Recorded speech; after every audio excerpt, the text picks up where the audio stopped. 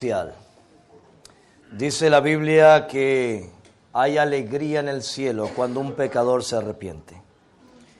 El mismo poder que se necesita para la creación se necesita para transformar un corazón. Y esto no lo hacemos nosotros, solamente la palabra de Dios puede hacerlo.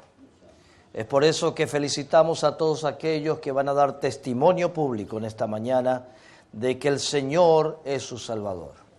Que nosotros podemos confiar a pesar de los problemas en Cristo Jesús. Así que debe haber gozo y alegría por esta fiesta espiritual. Hemos orado para que el Espíritu de Dios siga dirigiendo esta iglesia. Hemos estado durante una semana estudiando cómo Dios controla su iglesia, controla la historia, controla nuestra vida, controla todo. Anoche hablábamos que para comenzar de nuevo tenemos 3 cosas que hacer. En primer lugar, creer en Cristo Jesús. El que cree, dice, si crees, todo es posible, ¿sí o no? Tú y tu casa serán salvos. Pero solamente creer, también el enemigo también cree, pero no es salvo. La diferencia entre uno y otro es que tenemos que hacer la segunda cosa, amar a Jesús. Si amamos a Jesús, no solamente guardaremos los mandamientos. Si amamos a Jesús, el temor se irá. Si amamos a Jesús, tendremos seguridad en sus promesas. Si amamos a Jesús, habrá milagros en nuestras vidas. Pero no es solamente, hay una tercera cosa que hay que hacer, pertenecer a Jesús. Hoy vamos a ver cómo se pertenece, porque el que creyere y fuere salvo, el que creyere y fuere bautizado será ¿qué? Salvo, mas el que no creyere será condenado. Dios seguirá el control de su vida y el versículo clave para el tiempo final es: yo estaré con ustedes todos los días hasta el fin del mundo. Que eso os penetre en nuestro corazón. Que la vida eterna que comienza acá, cuando venga Cristo, venga la transformación eterna. Porque la vida eterna no comienza cuando venga solamente Cristo. La vida eterna comienza cuando el Espíritu de vida penetra en nuestro corazón. Y realmente el Espíritu de vida es dado a todo aquel que acepta a Jesús como Salvador personal. Este es mi Hijo amado, en el cual tengo contentamiento. ¿Cuál es la misión de la iglesia? A ver, alguien pueda contestarlo. Yo sé que acá son muy reverentes y estamos quietecitos, pero ¿cuál es la misión de la iglesia? A ver, alguien que pueda decirnos, ¿cuál es? ¿Ok? Entonces salga a predicar.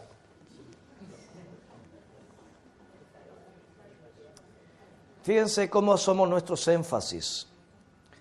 Nuestros énfasis, mis hermanos, muchas veces damos un solo lugar y cometemos errores. El énfasis que tenemos, siempre para que haya equilibrio tiene que haber 2 cosas, no una cosa.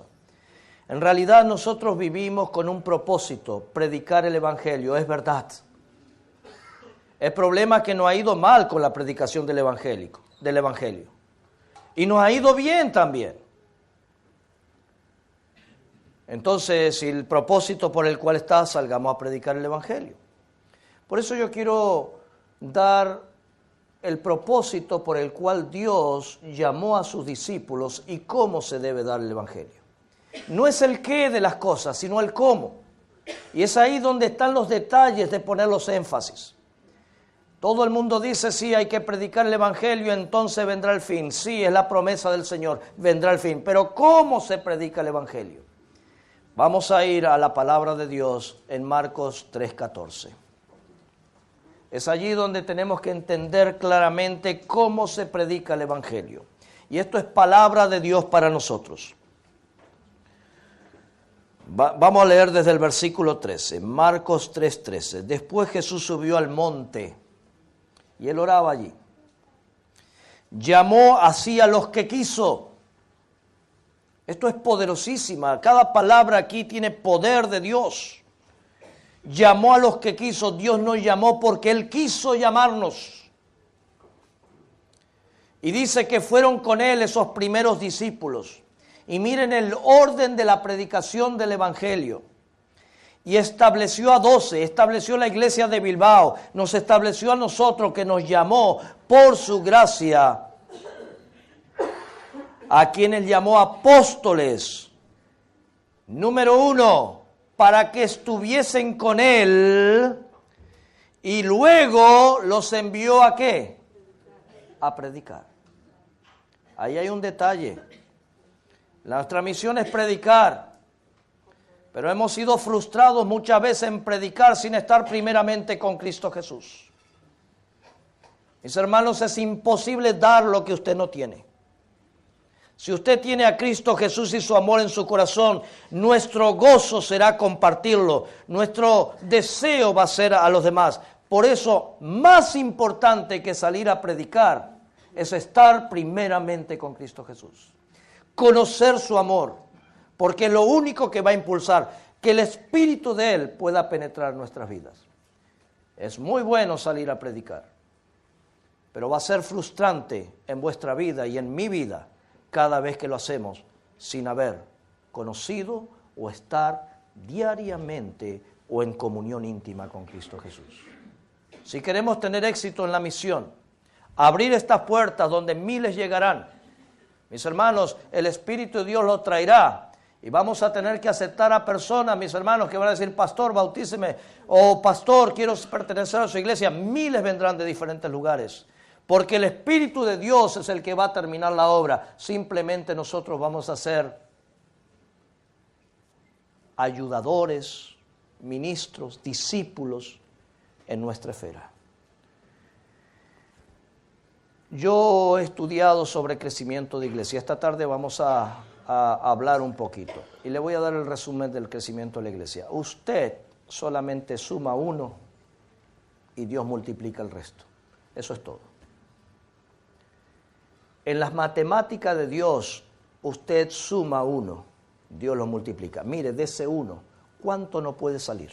La larga cadena de la salvación. De esos 12, ¿cuánto nos salen? Miles han salido a través de la historia, ¿sí o no?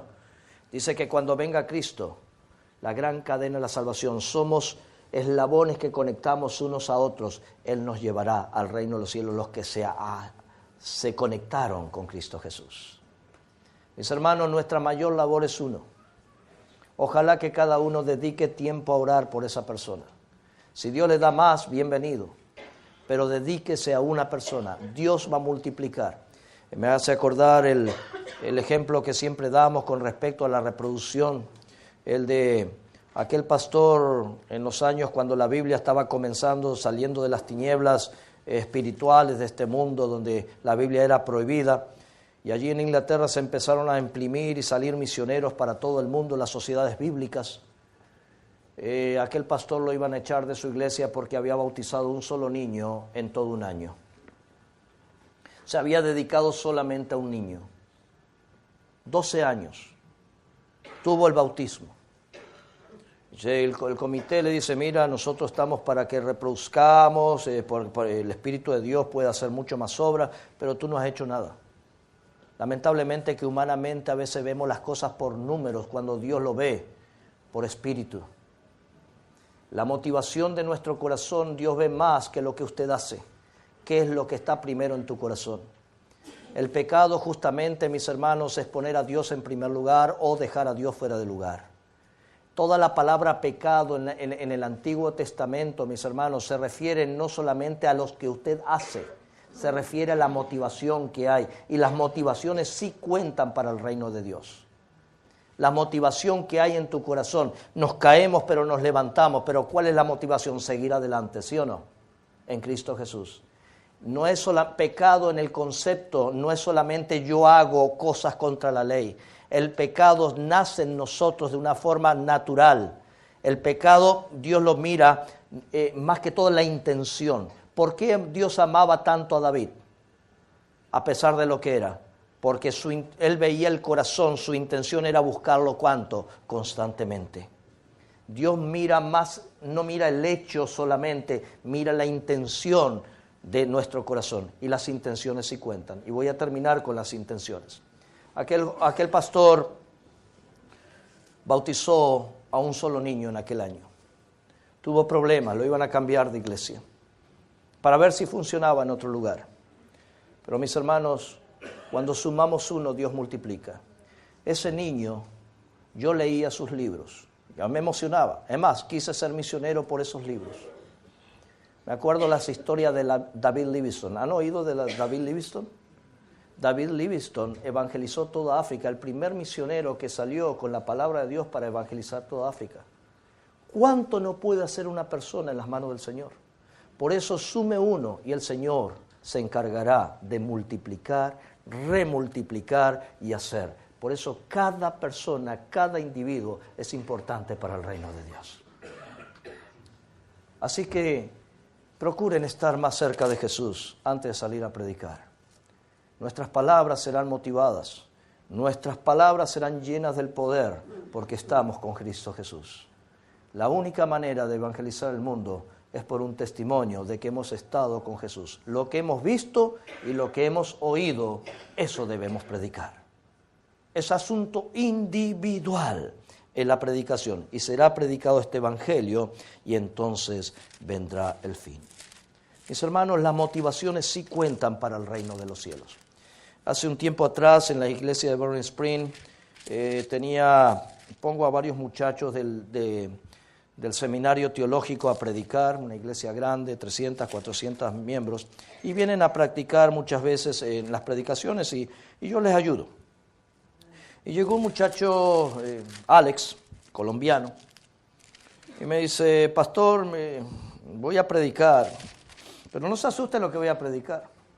Y cuando yo me senté y pronunció las primeras palabras, me asusté. Porque él dijo las siguientes palabras: todo el que quiera ser salvo no va a ser salvo. Yo dije, bueno, ¿a dónde va este hombre? Porque los motivos sí cuentan. Dios mira más los motivos que los hechos. Yo dije, bueno, hay que oír esto, porque nunca había tenido ese concepto. Y desde ese momento, mis hermanos, ustedes ven cuando ustedes hacen un puzzle, ¿cómo se llama? Un rompecabezas, que a veces le falta una piecita y no conecta. Bueno, en esta pieza de la justificación por la fe, esa es la piecita que a mí me faltaba para conectar y ver el rostro de Jesús mejor. De la misma manera cuando oí ese sermón, así que lo estoy reproduciendo para ustedes. Y le he pedido permiso para hacerlo. Él está de pastor allí en el sur. Y llegó con ese tema. Los motivos sí cuentan. Todo el que quiera ser salvo no será salvo, y se lo voy a demostrar con la Biblia. Porque el que a veces la motivación que queremos venir a la iglesia es para ser salvo. Y es buena motivación, no es mala. Pero en la experiencia de la Biblia eso no funciona. Bueno, busquemos en Lucas, busquemos en Lucas capítulo 18. Y mis hermanos, yo creo que debemos entender esto esta mañana porque aquí todos queremos ser salvos, ¿sí o no? ¿Cuántos quieren ser salvos? Yo también. Pero debemos entender esta palabra que Dios mira los motivos de nuestro corazón. Más importante es lo que hay aquí adentro, porque la religión comienza aquí adentro, no afuera. La religión de afuera, de lo que te pongo, lo que hago, muchas veces, mis hermanos, lo que ha traído eso es un problema, porque podemos aparentar ser religiosos, pero Dios conoce ¿qué? El corazón, el motivo. Y se va a ver cuando hay una persona realmente en medio, que Cristo Jesús está en él, se va a ver en su alegría, en su gozo, se va a ver en sus palabras, se va a ver en su ánimo, en su positivismo. ¿Por qué? Porque el Espíritu de Dios hace eso. Probad los espíritus si son de Dios. ¿No dice la Biblia eso? Muy bien. Vamos a leer allí capítulo 18. El versículo 18. Allí tenemos la experiencia del joven rico o del cierto gobernante. Aquí dice cierto gobernante. Esto está también en Mateo, esta misma experiencia, y hace algunos agregados. Pero me voy a dedicar a Lucas 18. Cierto gobernante preguntó a Jesús, maestro bueno, ¿maestro qué? ¿Dios es bueno? Siempre. Aunque pareciera que las cosas estuvieran dadas vuelta, ¿sí o no? ¿Qué haré? ¿Para qué? La motivación de aquel joven era saber qué hacer, ¿para qué? Para ser salvo. ¿Qué haré para ser salvo? Bueno, la respuesta está obvia allí. ¿Ustedes ven el approach, el acercamiento a Jesús? Mi pregunta es, ustedes que ya saben esta historia, ¿este joven fue salvo o no fue salvo? Según esta historia. Yo puedo decir que no aquí. Yo no sé si después se arrepintió. No sabemos porque no hay registro más de él. Pero aquí él quería ser salvo y no fue salvo. Y tenía razón Alex cuando predicaba. Y Jesús le mostró una forma de ser salvo y le agregó también más para ser salvo. Escuchen. ¿Por qué me llamas bueno? Ninguno es bueno sino solo ¿quién? Ya conoces los mandamientos, joven. No cometerás adulterio, no matarás, no hurtarás, no dirás falso testimonio, honra a tu padre y a tu madre. Y le dijo a aquel joven, cosa que yo no lo puedo decir, porque para entrar al cielo hay dos cosas importantes: guardar perfectamente la ley de Dios y nunca haber pecado. Y el único que lo pudo hacer es Cristo Jesús. Ni tú ni yo lo podemos hacer, y menos aquel joven. Pero él se atrevió a decir, todo lo he guardado ¿desde qué? A la verdad que era un buen joven, ¿sí o no? Y era rico. Y al oír esto Jesús le dijo, aún te falta ¿qué? Y eso es el punto de la salvación, de la motivación del corazón. Aún te falta una cosa. Vende, mire, le pide todo el dinero, le pide todo. Le dice, vende todo lo que tienes, dalo a los pobres y tendrás tesoros ¿dónde? Y luego ven y ¿qué? Para predicar el evangelio primero tenemos que estar en Jesús, ¿sí o no? Ven y sígueme. Perdón, que me muevo mucho. Ven y sígueme. Y cuando él oyó esto, se puso triste porque era muy rico. Él quería vivir en su riqueza y haciendo lo que quería sin Jesús. La ley sin Jesús no sirve. Por eso si usted trata de cumplir todo y no tiene a Jesús en primer lugar, no sirve, se pierde. Y hemos empezado al revés, enseñamos muchas veces este énfasis en vez de enseñar este énfasis primero. El uno me lleva al dos, pero el dos no me lleva al uno. Si me amáis, ¿qué? Guardad mis mandamientos. Enseñamos guardar los mandamientos porque es la ley de Dios y es correcto. Pero primero hay un punto que se llama poner a Dios en primer lugar, a Jesús, el único que lo pudo hacer. ¿Entienden esto ahora? Se puso triste y al ver que se entristeció tanto, Jesús le dijo, ¿cuán difícil entrará en el reino de Dios los que tienen riqueza o los ricos? ¿Saben que hemos utilizado tan mal este versículo? Ve, los ricos son orgullosos, los ricos son estos, los ricos deberían dar a los pobres, los ricos deberían hacer esto. Los ricos no entran al cielo porque, mira, aquí lo dice Jesús, lo dijo, es muy difícil, es mejor, es más, un camello entrará por una aguja que un rico en el cielo. Mira, eso creó un tremendo problema con los discípulos.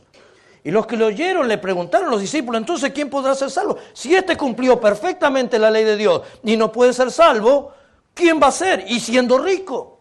Es más, la Biblia habla de riqueza, toda la gente ahí de la Biblia son gente rica. Abraham era riquísimo, Job era riquísimo. Dios no habla contra la riqueza, aquí está hablando es la motivación, que la riqueza, el problema no es la riqueza, el problema es que la riqueza sea puesto en lugar de Dios. Yo vivo en el país del Dios de la riqueza, de la economía, del dinero, lo único que se piensa en dinero. Solo Dios, nada de Dios. Capitalismo, que tiene sus beneficios y tiene sus contras, como cualquier otra filosofía hoy en día, porque todo lo humano tiene sus pros y sus contras.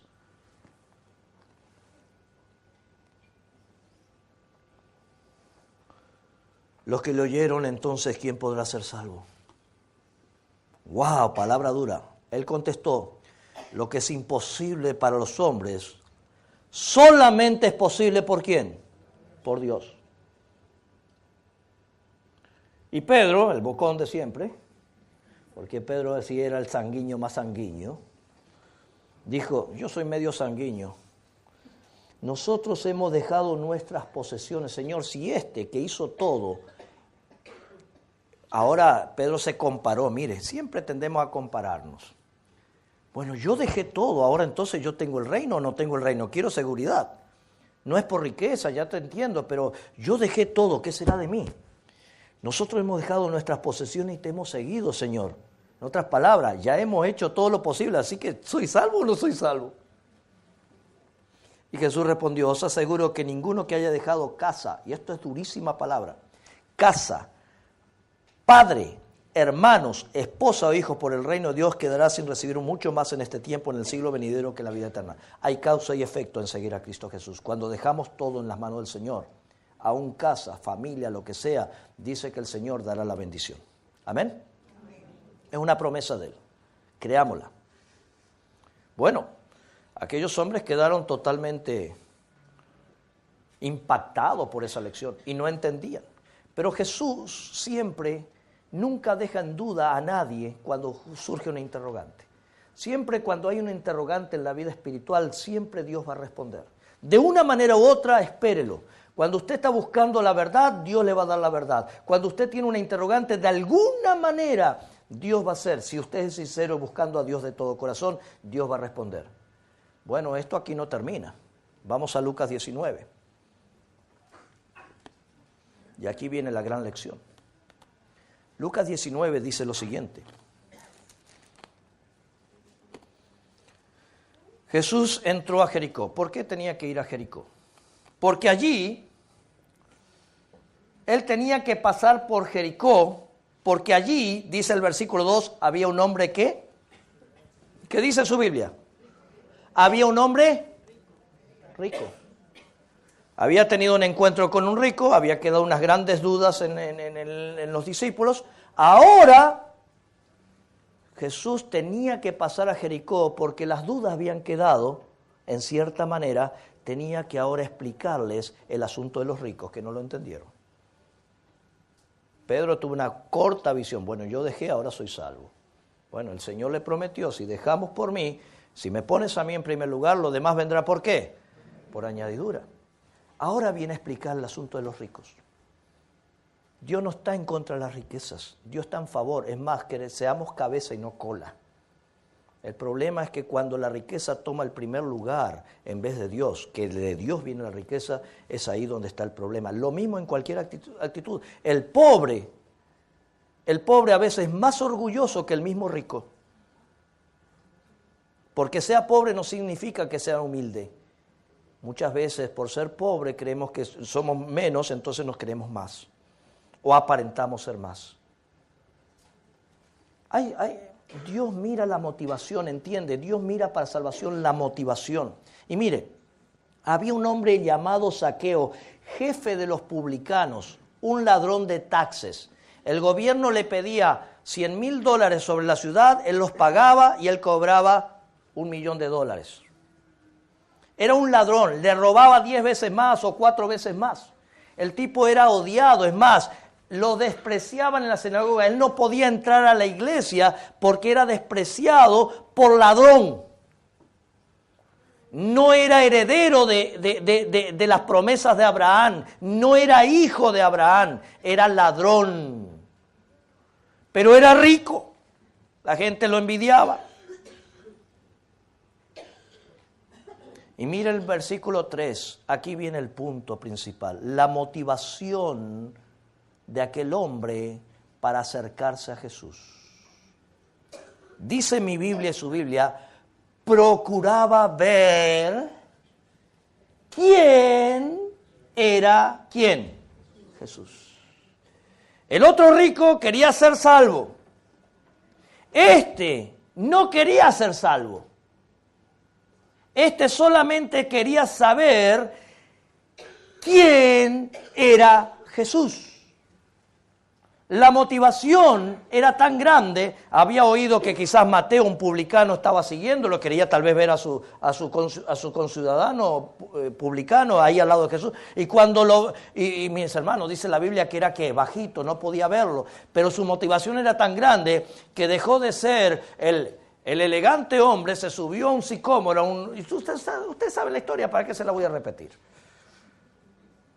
Se subió allí a aquel árbol, solamente para ver quién era Jesús.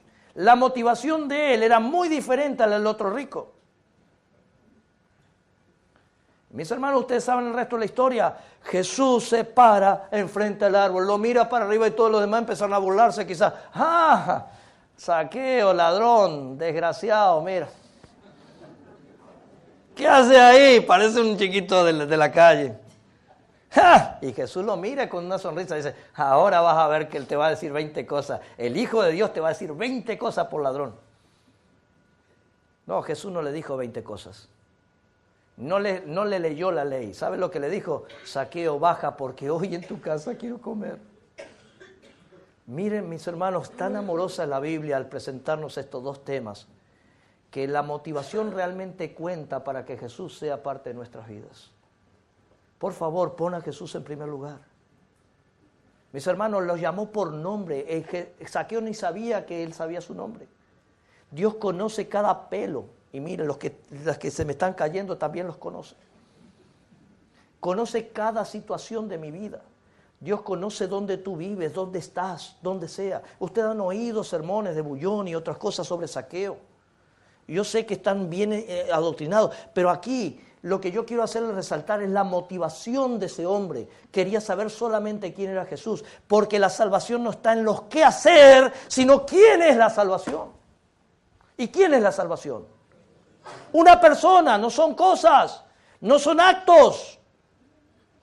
Es más, si juntáramos todas nuestras obras ante el cielo, todo lo bueno que hemos hecho durante todos estos años, 57 que tengo yo, ya estoy viejo, ¿sabes?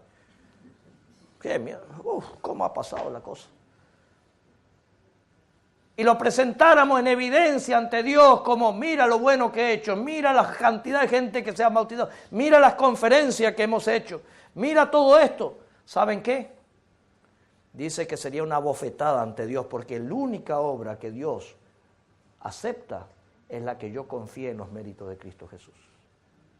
Lean el camino a Cristo, mi hermano. Los grandes hombres de Dios que han predicado el Evangelio se han reconvertido leyendo el camino a Cristo, porque ahí está el verdadero proceso de la salvación. Mis hermanos, no es quién, no es qué, sino quién es la salvación. Ustedes recuerdan el resto de la historia. Jesús entró a aquella casa, comió, le dijeron que tomaba vino con los borrachos, se burlaron de él, a los pecadores, porque él vino a sanar a los que más necesitaban. Ese es el amor del Señor. Ustedes saben el resto de la historia, que allí estuvo 2 o 3 o 4 días, no sabemos, tal vez estuvo una semana, nunca le reclamó nada. Y aquel hombre ya no aguantaba más. Y dijo algo que es espectacular, algo que motivó el corazón. La presencia de Dios cambia la vida de las personas. Mire, aquí lo dice claramente. Cuando al ver que todos murmuraban diciendo que no había entrado a posar un hombre pecador, entonces Zaqueo, puesto en pie, dijo al Señor. Mire, todos le murmuraban, tienes a Jesús, también es uno como tú, tal vez un pecador, ¿cómo se va a unir con gente tan depravada como tú? Zaqueo, al ver que Jesús no se iba a pesar de la crítica, se levanta, se pone en pie en medio de aquella cena o almuerzo, lo que sea. Señor, la mitad de mis bienes voy a dar a los pobres. Pregunto, ¿Jesús le pidió algo? ¿Le pidió algún dinero? ¿Le pidió que hiciera eso? Al otro sí, dame todo. Porque Dios quiere que nosotros aprendamos qué es lo que ponemos en primer lugar en nuestras vidas. Mis hermanos, dice, la mitad lo voy a dar a los pobres. Y si algo defraudé, ¿qué hubo en él? Un cambio, sí, la presencia del Señor da cambios. Si algo defraudé, lo devolveré 4 veces. Era rico, ¿sabe? Para animarse a decir esas palabras.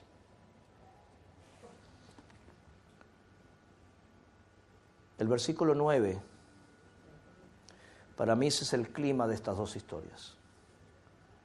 Ahora los discípulos entendían que los ricos también iban al cielo.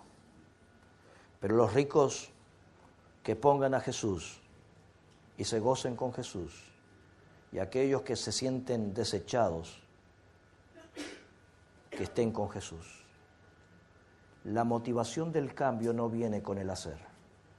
La motivación del cambio viene con quién está en primer lugar en nuestras vidas. Ya hemos predicado mucho qué hacer. Haga esto, haga aquello, y usted ve listas de cosas, y uno se cansa de ver listas, sermones de puras listas. Haga esto, hermano, haga aquello, haga aquello, haga aquello. Ojalá pudiéramos tener un poco más de balance y predicar quién es Jesús. ¿Qué es lo que hizo en la cruz del Calvario? El sufrimiento en el Getsemaní. Dice Elena G. White que deberíamos estar 1 hora contemplándolo diariamente, los momentos finales, cuando Él entregaba su vida para que nuestro corazón se llene de motivación. Esto es importante, hermanos. Si hay un mensaje importante es saber quién es Jesús. Porque la Biblia dice, Jesús le dijo, hoy, ¿cuándo?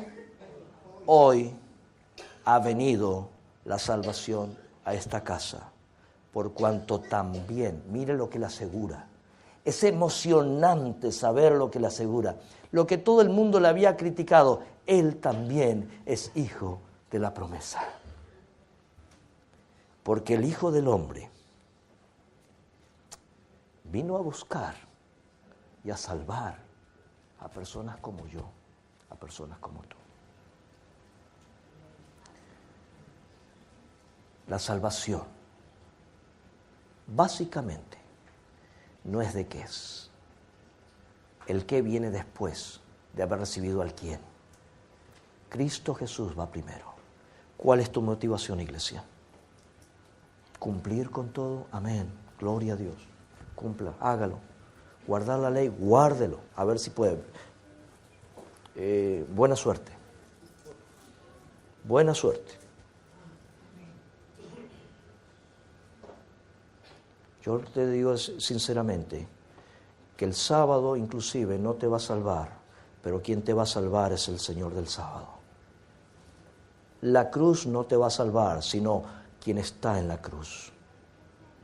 No son las cosas externas, sino quién es Jesús en tu vida. ¿Cuál es tu motivación? ¿Qué es lo que te motiva? ¿Quieres salvación? ¿Quieres esta declaración en tu vida? Ven a Jesús. Aprende de Él, está con Él y la misión será mucho más fácil. No hay forma de llevar la misión sin el no estar con Jesús. Mis hermanos, ¿cuántos aquí en esta mañana queremos cambiar, dar vuelta a la tortilla y cambiar nuestras motivaciones? Prometerle al Señor de poder estar más cerca de Él cada día. Y nuestra vida, dice, será de completa obediencia a la ley de Dios. Demos vuelta a la tortilla, demos vuelta a los énfasis. Recuerde, cuando usted oye solo un énfasis de un lado, siempre hay otro para equilibrar. Lo mismo con los temas del tiempo del fin. Mis hermanos, terror lo que se predica por ahí. Terrorífico, y lo que va a venir. Sí sabemos lo que va a venir, pero ¿cuál es la motivación tuya? ¿Qué es lo que hay en tu corazón? ¿Hay confianza? ¿Hay fe? ¿Hay seguridad de que tú vas a estar seguro de que aunque tú mueras, viviremos? Es ahí donde está. ¿Qué es lo que te motiva a ser cristiano? Por eso muchos que quieran ser salvados por miedo se perderán. Pero realmente aquellos que se salvarán serán los que han aprendido a estar día a día en relación con el quién, no con las qué, en Cristo Jesús. ¿Cuántos aquí en esta mañana simplemente quieren aceptar nuevamente el Evangelio de salvación y la declaración que hoy ha llegado la salvación en su casa? Es una decisión que tú tienes que tomar. Quisiera orar en esta mañana, antes de pasar los bautismos, porque lo que usted va a ver es la presencia del Espíritu Santo tomando corazones, en un simple acto. Él no va a cambiar, escuchen bien, esta persona no va a cambiar, va a seguir con los mismos problemas, va a seguir con las mismas dificultades, va a seguir. Lo que va a cambiar es la presencia de Dios diariamente en su vida. Tengámosle paciencia, si se cae, levántelo. Él no está preparado para ir al reino de los cielos, está asegurado que la salvación es segura si se mantiene en Cristo Jesús. Pero la iglesia tiene una función de poder ayudar a los caídos y levantarlos. Pero hay caídos, mis hermanos, que prefiero que se queden caídos, ¿sabe? Porque que Dios solamente los levante, porque ya no es mi responsabilidad. Orar por todo el mundo, sí. Pero realmente, mis hermanos, humanamente lo digo así. Pero le pido en el nombre del Señor que podamos tener la paz, la misericordia con estas personas que nacen, se van a equivocar, van a caer, van a comer mal, van a hacer cosas que no corresponden quizás. Por favor, ayúdenlos a crecer, porque un niño aprende a crecer al lado de su madre o su padre. Y nosotros tenemos que hacer crecer estas personas al lado de Cristo Jesús. Que la paz del cielo sea con ustedes. Nuevamente repito, ¿cuántos en esta mañana quieren renovar su voto, estar en Cristo Jesús, para predicar el Evangelio? ¿Quisieras ponerte de pie para orar?